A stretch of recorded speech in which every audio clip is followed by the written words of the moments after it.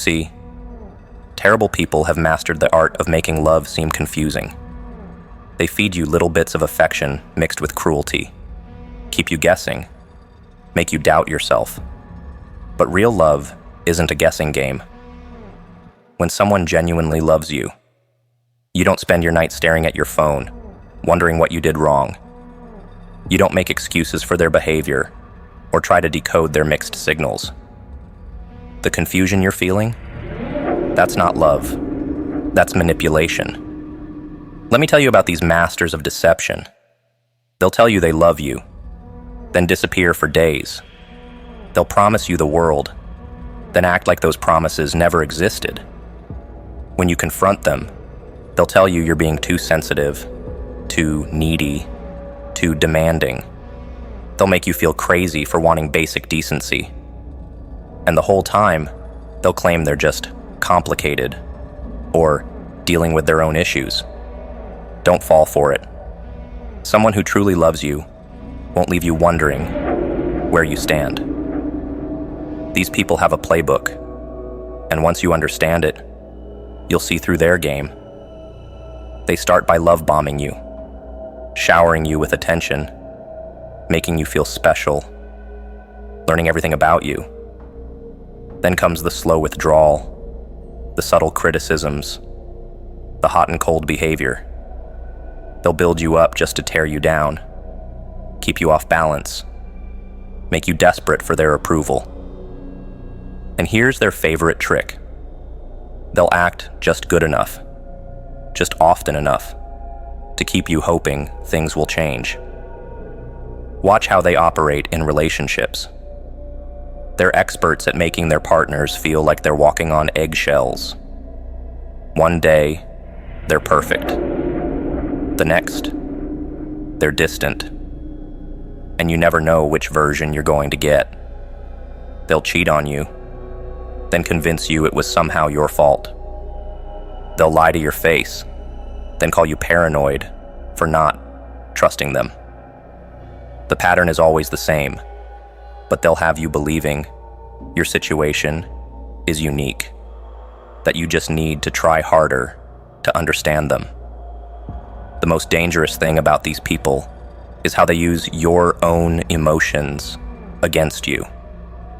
They know exactly when to show up with flowers after making you cry, exactly what to say to make you doubt your own judgment. They'll hurt you, then comfort you, becoming both the source of your pain and your only relief. It's a sick game, and they're very, very good at playing it. But remember this: if someone's love leaves you feeling confused, exhausted, and worthless, that's not love at all.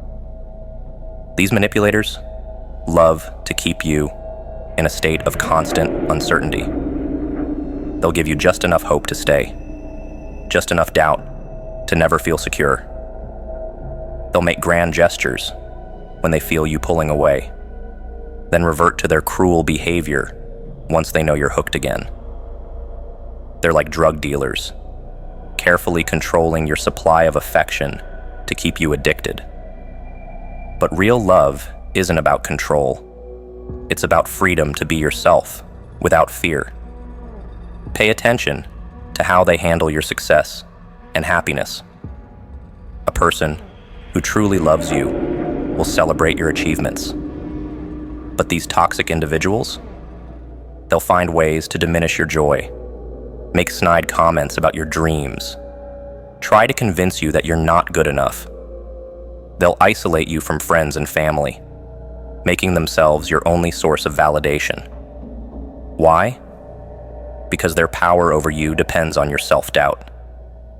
The worst part is how they convince you that this confusion is normal, that questioning your sanity is just part of being in love. They'll reference movies and songs about toxic relationships, trying to normalize their behavior. They'll tell you that all couples fight, that jealousy means they care, that controlling behavior is just protection. Don't believe it. Real love makes you feel secure, not scared, confident, not confused, strong, not broken. Look at how they respond when you try to leave. Suddenly, they understand everything they did wrong. They promise to change, to do better, to be the person you always wanted them to be. They'll say exactly what you've been longing to hear. And when you stay, the cycle starts again. Because these people don't want to love you. They want to own you. They don't want a partner. They want a puppet. Here's what you need to understand. Your confusion isn't a sign that love is complicated. It's a warning signal that someone is playing games with your heart. Real love doesn't leave you questioning your worth or sanity. People love to talk about butterflies in their stomach, about sparks and chemistry and all those fuzzy feelings. But those feelings are as reliable as a house built on quicksand. They're here today, gone tomorrow, changing with the weather. These emotional junkies chase their next high, moving from person to person, always convinced that love should feel like a constant rush. But real love is built on something far more brutal: commitment. You know what's truly fascinating about commitment? It's a choice you make when every emotion is screaming at you to run. It's choosing someone even when you're angry enough to burn the world down.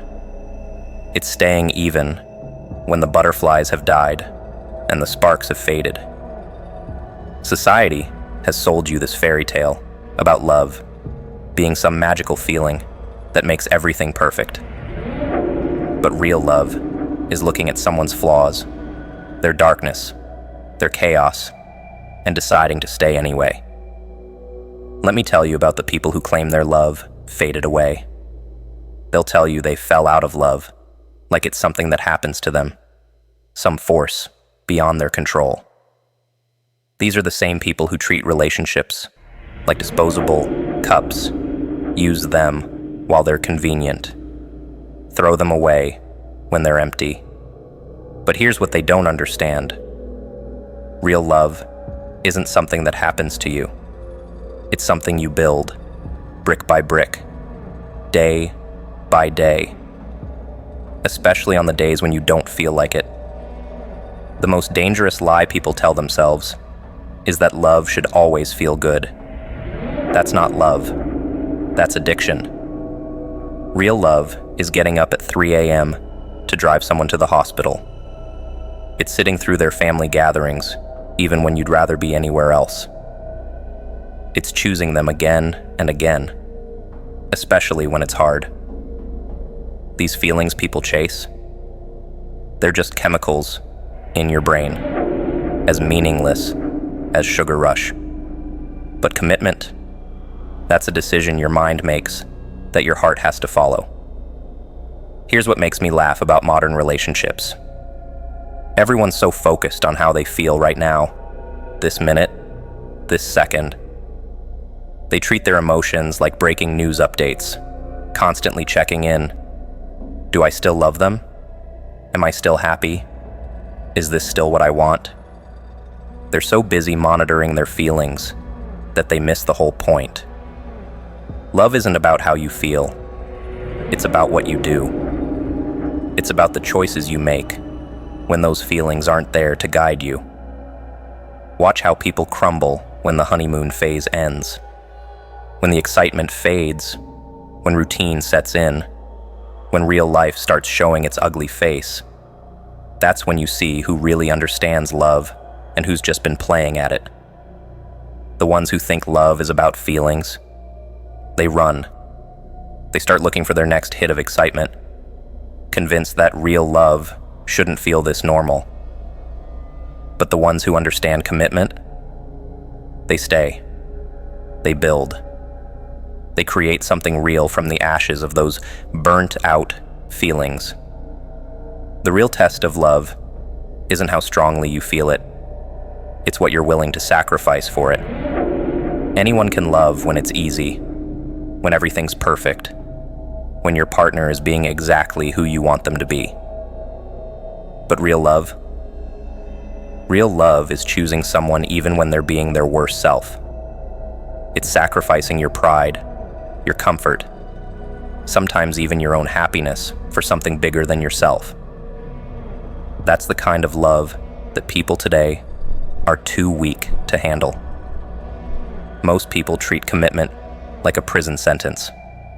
They're always looking for an escape route, always keeping one foot out the door. They call it keeping their options open, or not settling. But here's what I've learned watching humanity destroy itself over and over. The only love worth having is the kind that burns all other options to the ground. It's not about feeling trapped. It's about choosing your prison and making it a palace. Most people are too noisy inside to even recognize love when it arrives. Their minds are a constant storm of insecurities, past traumas, and future fears. They're so busy trying to fix themselves, improve themselves, make themselves worthy of love, that they can't even see it standing right in front of them. You want to know why? Because they haven't learned the most important lesson. Inner peace isn't about being perfect. It's about accepting your own chaos. The desperate ones are always the most entertaining to watch. They jump from relationship to relationship, trying to fill their inner void with someone else's presence. But love doesn't work that way. It's like trying to fill a broken glass. No matter how much you pour in, it'll keep leaking until you fix the cracks. That's what inner peace is. Not the absence of cracks, but understanding them so well that they stop leaking. Everything in society tells you that you need to be actively searching for love. Join this dating site, go to that event, expand your social circle. But they're selling you a lie. Real love has a sick sense of humor. It shows up precisely when you've stopped looking for it. When you've finally learned to sleep alone without feeling lonely. When you've made peace with your own company. When your happiness no longer depends on someone else's presence. The transformation happens in the quiet moments, when you're finally brave enough to sit with your own darkness,